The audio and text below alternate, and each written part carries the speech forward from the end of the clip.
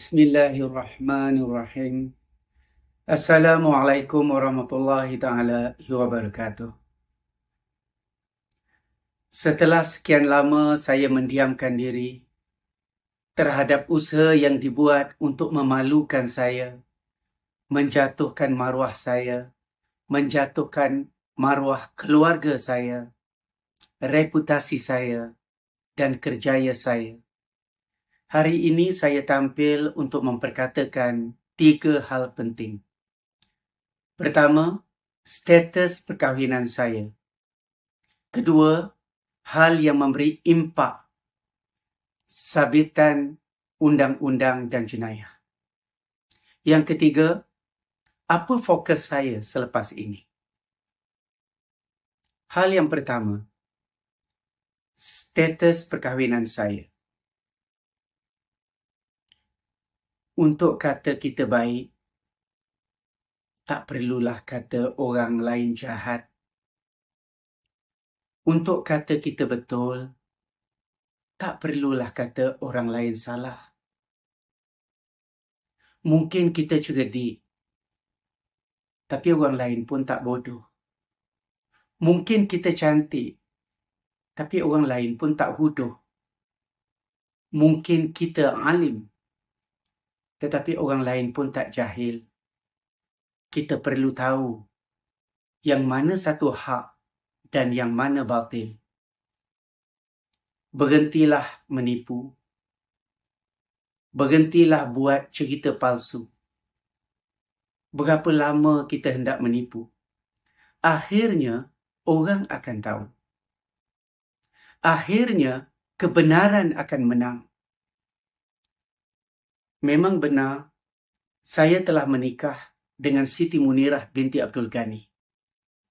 Memang benar, bekas isteri saya tidak setuju berpoligami. Memang benar, telah banyak kali bekas isteri saya mengugut, mendesak, meminta saya menceraikannya. Memang benar, ini bukan satu keputusan yang mudah. Setelah 34 tahun kami bernikah. Dan Allah SWT telah anugerahkan kami 4 orang cahaya mata. Memang benar, saya telah menunaikan permintaan bekas isteri saya.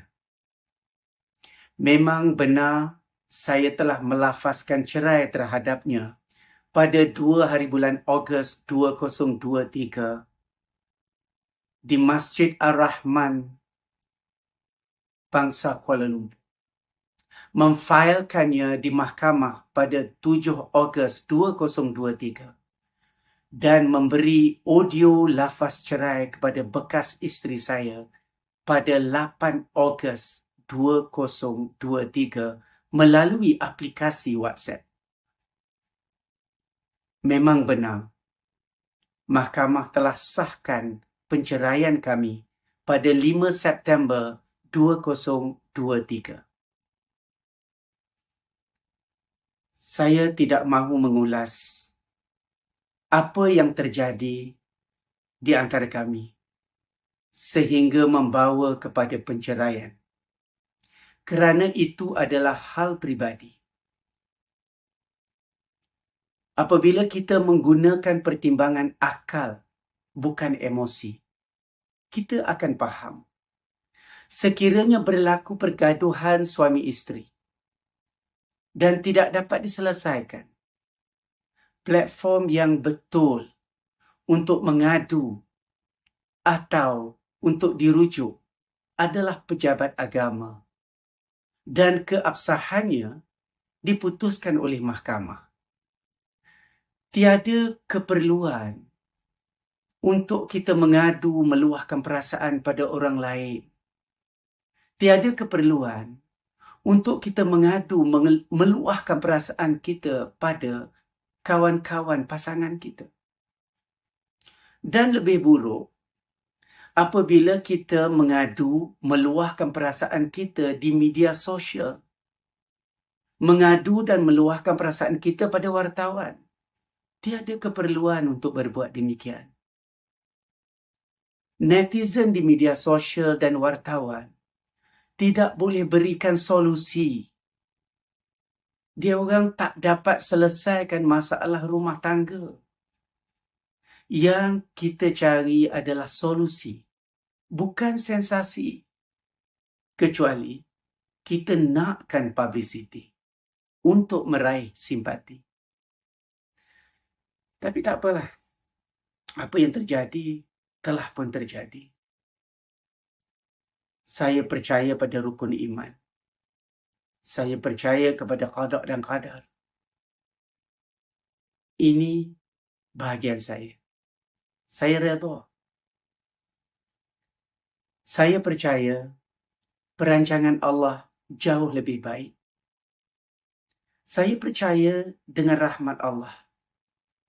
Pasti ada kebaikannya untuk kami berdua di masa akan datang. Hakikatnya, bermula 2 Ogos 2023, perkahwinan kami telah pun berakhir. Jadi untuk itu, tiada keperluan lagi untuk membicarakan tentang perkahwinan kami.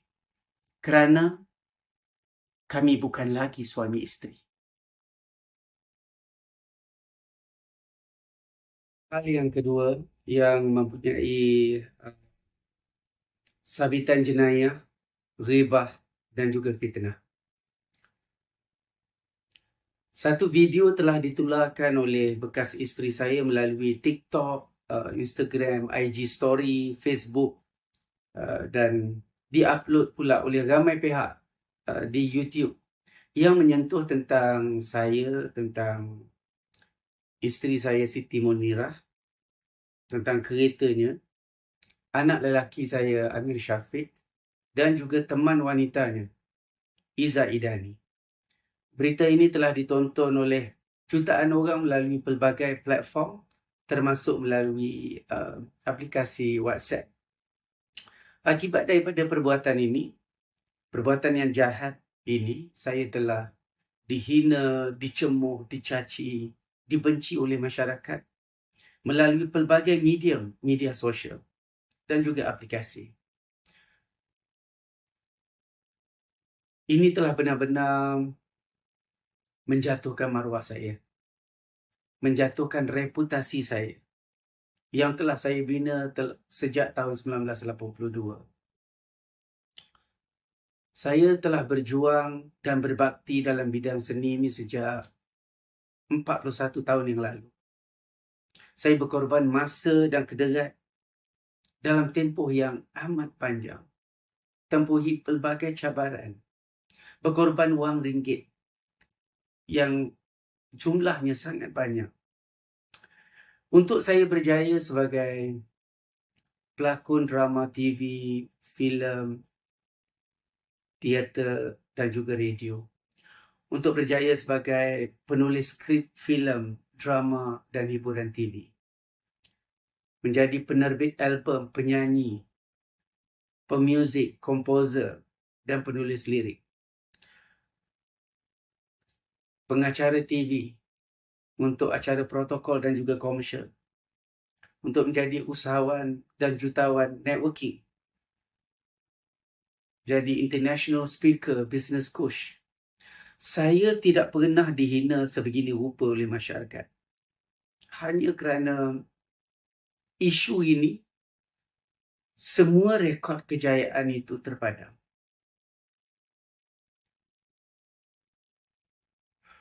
Sukar saya nak gambarkan apa perasaan saya saat ini apabila saya dikecam satu negara, ke mana pun saya pergi, saya boleh lihat respon publik, respon orang ramai pada saya. Yang sebelum ini kalau jumpa saya, mereka akan menyapa saya, senyum dan bertegur sapa dengan saya. Tapi kali ini saya boleh nampak perubahan. Dia orang tarik muka, nampak wajah benci. Padahal mungkin tak pernah jumpa saya pun, tak pernah kenal saya pun. Tapi kebencian itu sangat ketara. Dan ia menjejaskan reputasi saya, nama baik saya dan juga kerjaya saya. Sebab itu dalam tempoh saya diserang oleh bekas isteri saya ini, saya tak jawab. Walaupun satu daripadanya. Saya tak jawab di mana-mana, saya tak respon di mana-mana. Saya juga pesan kepada isteri saya, Siti Munirah, jangan jawab apa-apa. Percayalah, akhirnya kebenaran akan menang. Baik, dekat sini saya nak kemukakan, memberi penjelasan tentang isu kereta ni. Apa sebenarnya yang berlaku? Tentang penyerahan kereta oleh anak lelaki saya dan teman wanitanya Iza Idani kepada Siti Munirah Abdul Ghani. Okey. Cuba dengar baik-baik dan anda nilailah sendiri. Pertama, kereta itu memang kepunyaan Siti Munirah binti Abdul Ghani. Yang kedua, bekas isteri saya kata, orang Kedah telefon suruh ambil kereta bawa balik kerana pada waktu itu saya sakit. Persoalannya, kalau saya yang sakit, pergilah ambil saya bawa balik. Guna kereta dia, ambil saya bawa balik. Kenapa pergi ambil kereta orang? Itu persoalannya. Saya sakit, bawa saya baliklah. Bawa kereta orang buat apa? Okey. Poin yang ketiga. Bekas isteri saya telah berbohong apabila mengatakan, ini saya ikut kata-kata dia, tepat apa yang dia sebut. Orang Kedah terpaksa cari anak saya untuk ambil kereta sebab abah anak-anak saya tak dapat dihubungi. Faktanya, anak saya dengan teman wanitanya Iza Idani telah pergi ke Kedah untuk mengambil kereta tersebut pada 20 Disember 2022. Pada 19 Disember 2022, iaitu sehari sebelumnya saya berada di IPD Kuala Kangsar, saya telah bercakap melalui telefon dengan bekas isteri saya. Saya bercakap melalui telefon dengan anak saya Amir Syafiq.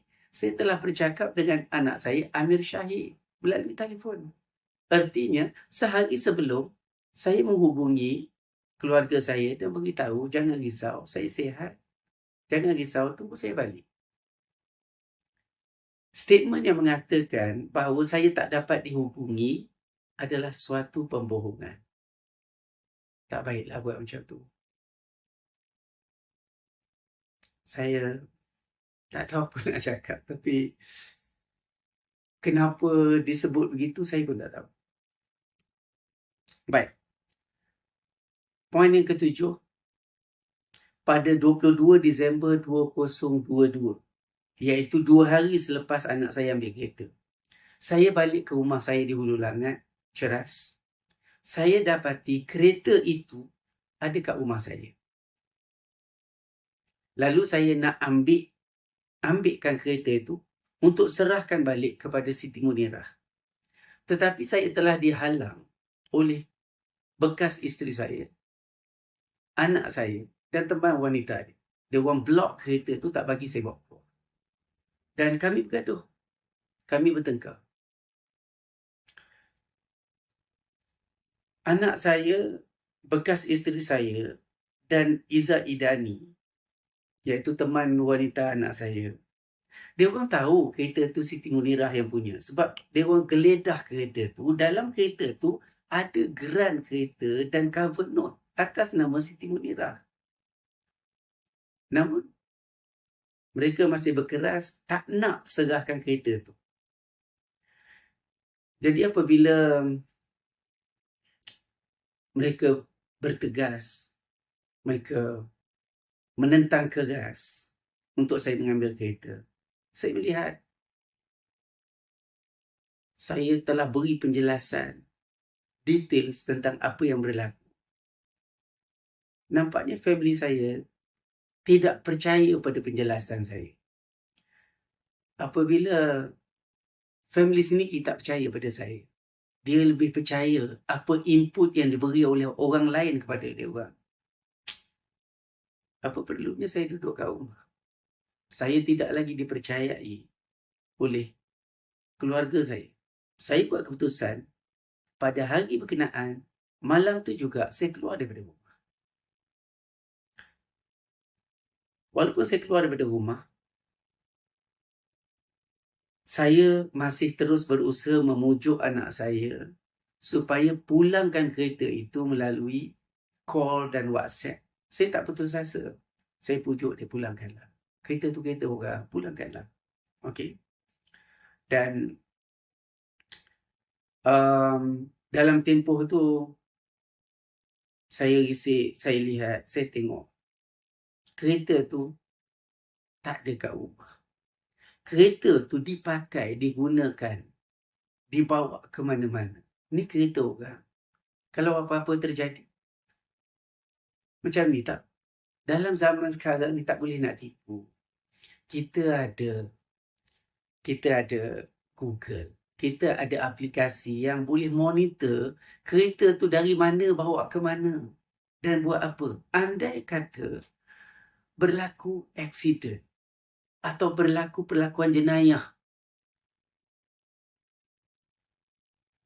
menggunakan kereta berkenaan, mungkin orang lain, ataupun berlaku aksiden melibatkan kematian. Okey. Banyak perkara yang tak baik yang mungkin timbul. Kereta tu kereta orang. Sebab tu saya kusut. Memang fikiran saya kusut. Saya puas pujuk. Cara elok-elok suruh anak saya pulangkan. Tapi dia berkeras tak nak pulangkan. Berapa kali saya tinjau. Saya lalu dekat rumah. Saya tengok kereta tu tak ada. Dia orang pakai. Tapi dia kata dia tak pakai. Saya balik. Saya tanya. Saya call. Saya WhatsApp. Banyaklah ikhtiar yang saya buat. Tak naklah saya ceritakan semuanya kat sini. Tapi berapa lama berlanjutan? Dari 22 hari bulan saya keluar daripada rumah. 22 hari bulan Disember 2022. Sehinggalah pada 17 Februari 2023. Hampir 2 bulan. Kereta tu masih tak dipulangkan. Akhirnya, Siti Munirah, isteri saya, berbincang dengan ayahnya tentang status kereta tu. Sebab kereta tu Siti Munirah pakai, ayah dia pun pakai. Jadi mereka berbincang anak beranak, buat keputusan untuk buat report polis. Itu je cara untuk ambil kereta tu balik. Jadi apabila saya tahu mereka nak buat report polis, saya minta satu, okey, untuk menjaga hubungan jangka panjang dengan bekas isteri saya. Saya minta Siti Munirah jangan masukkan nama bekas isteri saya sebagai orang yang mencuri kereta. Okey? Walaupun dia yang suruh ambil dan dia yang bagi duit minyak pada anak saya supaya pergi ambil kereta tu. Okey? Dan alhamdulillah Siti Munirah setuju. Kita namakan yang mengambil kereta tu secara tak sah adalah Amir Syafiq dan juga Iza Idani. Kerana secara fizikalnya yang pergi ambil adalah mereka berdua. Bukan bekas isteri saya. Okay. Apabila polis report telah dibuat, saya ikhtiar lagi macam mana untuk selamatkan keadaan. Saya tanya kawan-kawan saya, iaitu anggota polis yang saya kenal. Apa akibat daripada report polis ini? Jadi kawan saya beritahu, ada dua. Pertama, polis akan pergi tangkap anak Datuk Andy, direman. Kemudian kalau dibawa ke mahkamah, dibicarakan, kalau disabitkan kesalahan, boleh didenda dan masuk penjara. Itu akibat daripada. Saya tanya kawan saya, ada tak cara untuk menyelamatkan keadaan ini? Dia bagi beberapa pandangan. Di antaranya, serahkan balik secara baik, secara elok. Jadi, saya pun hubungi anak saya nasihatkan anak saya kata, Syafiq, macam ni. Masalah mak dengan abah, abah selesaikan. Kereta orang ni pulangkan balik, Syafiq. Okay? Sebab mak dengan abah itu soal peribadi. Kereta orang kena pulangkan sebab boleh dicas sebagai curi kereta. Dan untuk pengetahuan Syafiq, sekarang ni polis report dah dibuat. Polis boleh ambil Syafiq pada bila-bila masa. Saya forwardkan dia juga satu mesej melalui WhatsApp. Saya kata, mesej itu adalah tentang bagaimana orang yang mencuri telur ayam. Okey. 30 biji telur ayam disabitkan kesalahan 2 tahun penjara. Cuba Syafiq bayangkan. Ini curi kereta. Jadi saya beritahu dia akibat daripada kalau polis tangkap. Pertama, tolonglah bagi kerjasama, serahkan balik elok-elok. Sebab kalau sehingga polis tangkap, akan mencemar nama baik keluarga. Keluarga kita akan malu. Dan berita akan keluar. Anak Andy Lala ditangkap kerana curi kereta. Nama kakak pun akan terpalit. Adik Sheila Hamzah ditangkap kerana curi kereta. Tolonglah Syafiq, bagi kerjasama. Saya pujuk dia. Akhirnya dia bersetuju untuk serahkan balik. Okey. Jadi saya meminta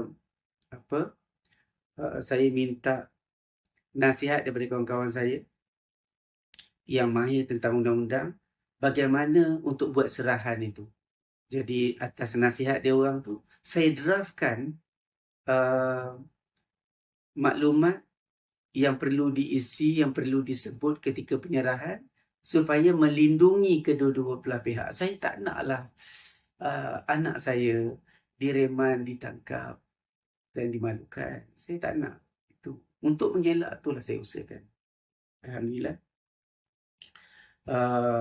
Anak saya bersetuju. Tetapi serahan kereta itu tidak dibuat di rumah saya, tapi kami buat di luar. Okey. Jadi senarai barang-barang berharga, dokumen penting seperti pasport dan lain-lain turut direkodkan dalam penyerahan semula itu. Jadi kita ceklah sebab dalam kereta tu ada duit, ada barang-barang berharga, ada dokumen penting termasuk pasport kami berdua.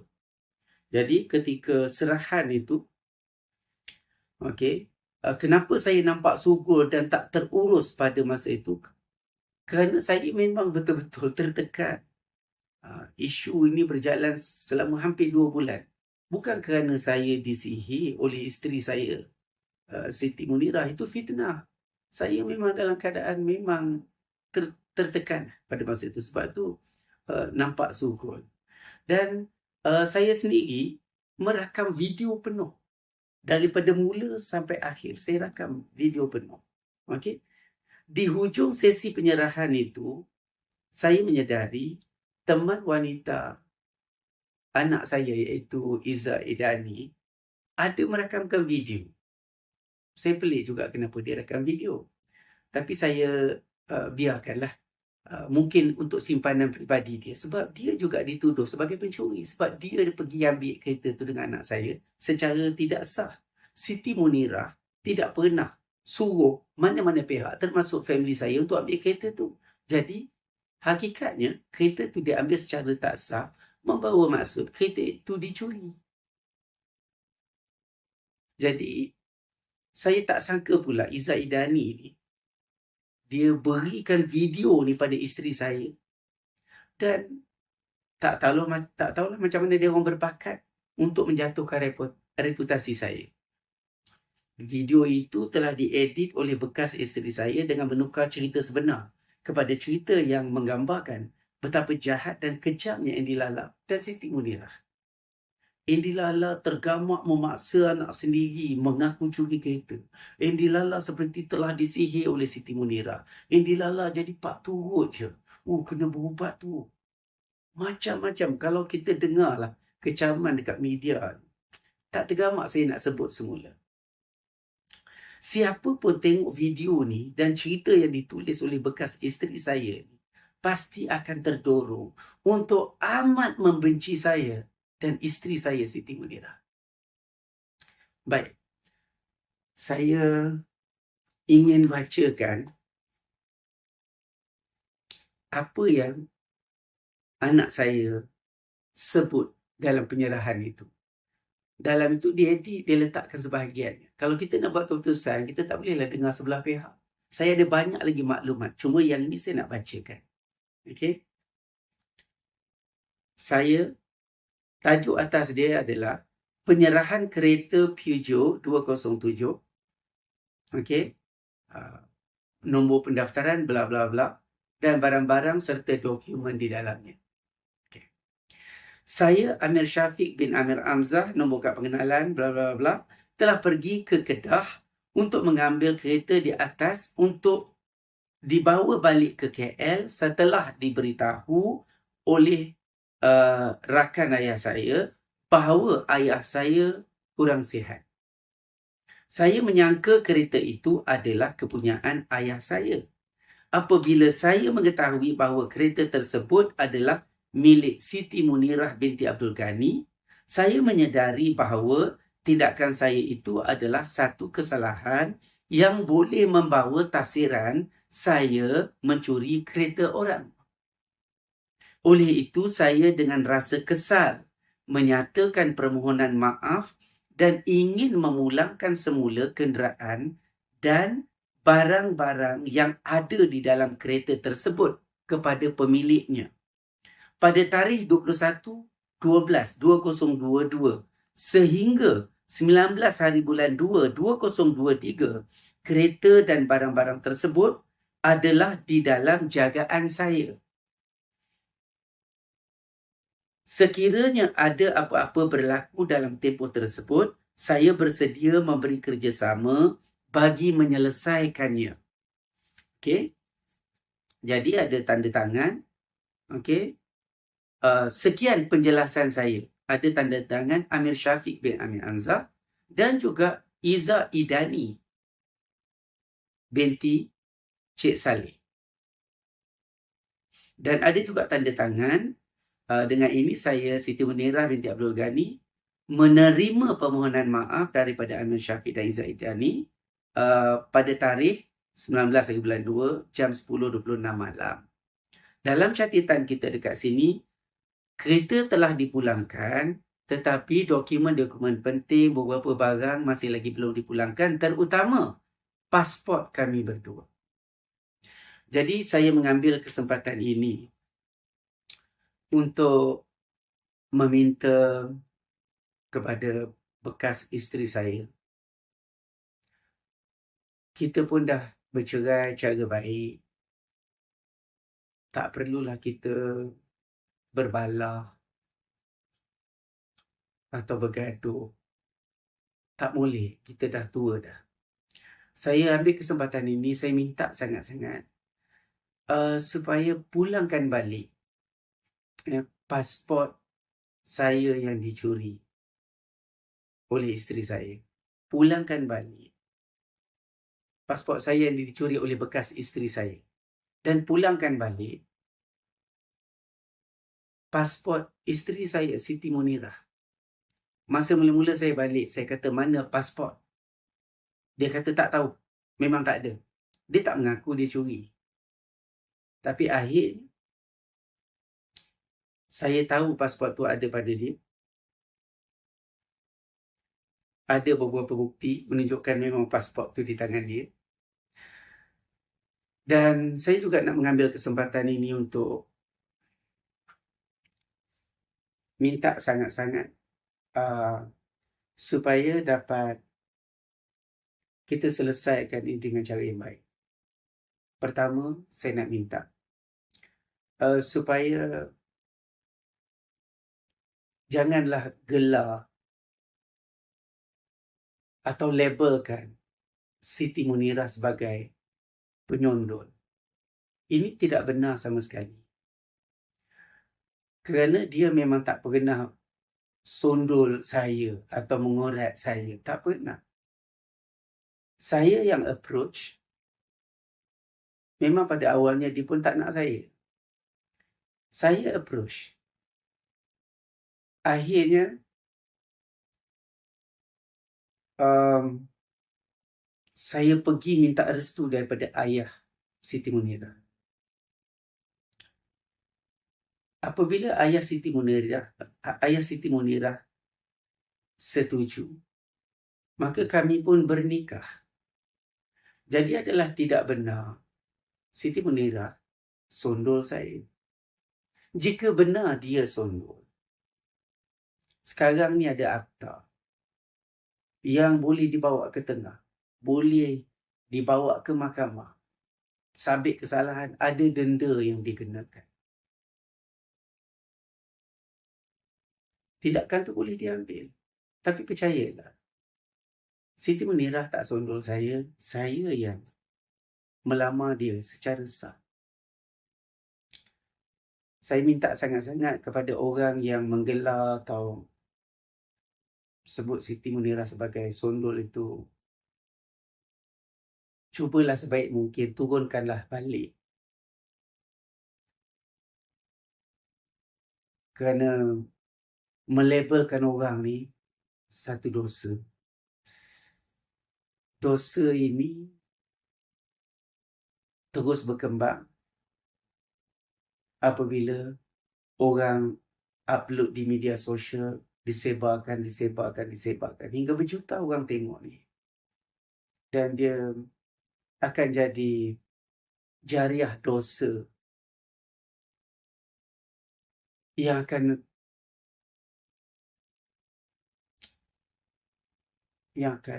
menyebabkan ramai orang terpaling. Saya sebenarnya saya tak sedih orang kecam saya. Saya tak sedih orang benci, orang cemuh saya. Saya tak marah pun orang kecam, orang benci, orang cemuh saya. Sebab netizen tak boleh dipersalahkan. Dia mendapat gambaran yang salah. Dia dapat berita yang palsu. Siapa pun kalau tengok video ni memang benci saya lah. Sanggup memaksa anak kandung sendiri. Memaksa anak curi kereta. Memaksa anak mengaku dia curi kereta. Ikut sangat telunjuk isteri muda kerana serakah nafsu. Sanggup menghina darah daging sendiri. Ada macam-macam lah yang saya tak tergamak nak sebut semua. Saya baca banyak. Yang saya sedihkan adalah apabila ramai orang akan berdosa ketika menghadap Allah nanti.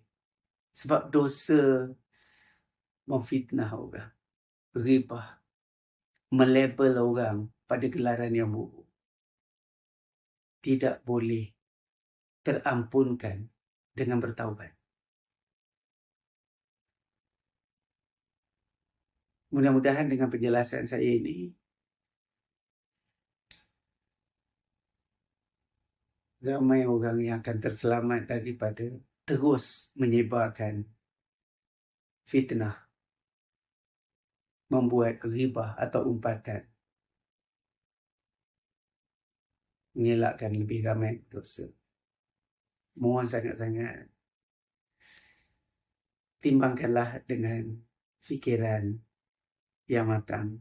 Jangan terbawa-bawa, jangan terbawa-bawa dengan emosi. Sebab dia merugikan kita. Kita semua, tak kisahlah apa kedudukan kita, kaya ke miskin ke, Hebat ke tak hebat ke? Uniform kita balik sama. Semua orang akan dikafankan. Kita sama, kita akan menghadap Allah. Kita akan bertanggungjawab di atas setiap perbuatan kita di bumi ini. Saya pun umur dah 62, bila-bila Allah akan jemput saya. Mudah-mudahan sebelum Allah jemput saya balik, sempatlah kalian memperbetulkan keadaan. Assalamualaikum warahmatullahi wabarakatuh.